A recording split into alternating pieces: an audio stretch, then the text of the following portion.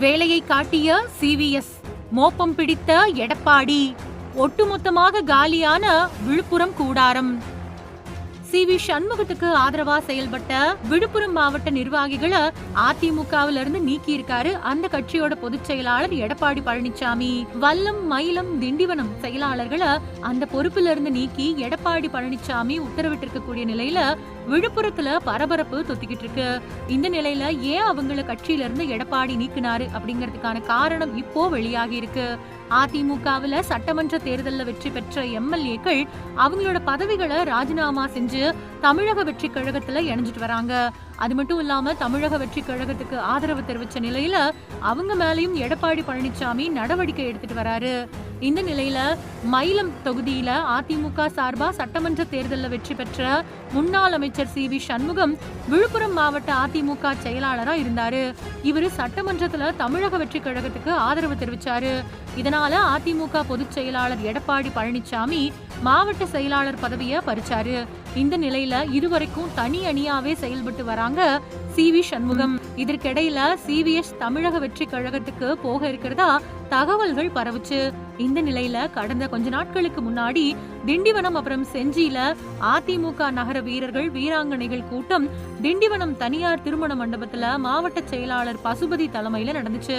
இந்த கூட்டத்துல சி.வி. சண்முகம் ஆதரவாளர்கள் அப்புறம் எடப்பாடி பழனிசாமி ஆதரவாளர்கள் கிட்ட மோதல் ஏற்பட்டுச்சு. இதனால அந்த பகுதியில சலசலப்பும் ஏற்பட்டது. இந்த நிலையில சி.வி. சண்முகத்துக்கு ஆதரவா செயல்பட்டு வந்த விழுப்புரம் மாவட்டத்தை சேர்ந்த 11 முக்கிய மாவட்ட நகர ஒன்றிய நிர்வாகிகளை அதிமுக பொதுச் செயலாளர் எடப்பாடி பழனிசாமி அவங்க வகிச்சுட்டு வந்த அந்த பொறுப்புல இருந்து நீக்கியிருக்காரு.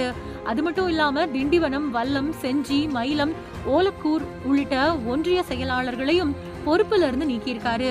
இதுக்கு சி.வி. சண்முகம் ஆதரவாளர்கள் எதிர்ப்பு தெரிவிச்சுட்டு வராங்க. இது தொடர்பா விசாரிச்சப்போ சில தகவல்கள் கிடைச்சிருக்கு. அதிமுகவுல ஆரம்பத்துல இருந்தே எடப்பாடி பழனிசாமி மேல அதிருப்தியில தான் இருந்திருக்காரு சி.வி. சண்முகம். அதே நேரத்துல மாவட்ட செயலாளர் பதவி, மக்களவை உறுப்பினர் பதவிக்காக சில சமரசங்களை பண்ணிக்கிட்டாரு. 2026 தேர்தலுக்கு முன்னாடியே தமிழக வெற்றி கழகத்தோட கூட்டணி அமைக்கணும் அப்படின்னு சொன்னாரு சண்முகம். ஆனா எடப்பாடி அதை ஏத்துக்கல. தேர்தல் தோல்விக்கு பின்னாடியாச்சும் கூட்டணி அமைஞ்சா சிலர் அமைச்சராகலாம் அப்படின்னு சொன்ன சண்முகத்தோட பேச்ச எடப்பாடி கேட்கல. திமுக ஆதரவோடு தான் முதலமைச்சர் ஆகலாம் அப்படின்னு எடப்பாடி நினைச்சாராம். இதனாலதான் வெளிப்படையாவே கோபமான வார்த்தைகளை உதிர்த்திருக்காரு சண்முகம். இந்த நிலையில விழுப்புரம் மாவட்ட அதிமுகவை ஒட்டுமொத்தமா தமிழக வெற்றி கழகத்துல இணைய வைக்க திட்டமிட்டிருந்தாரு சண்முகம்.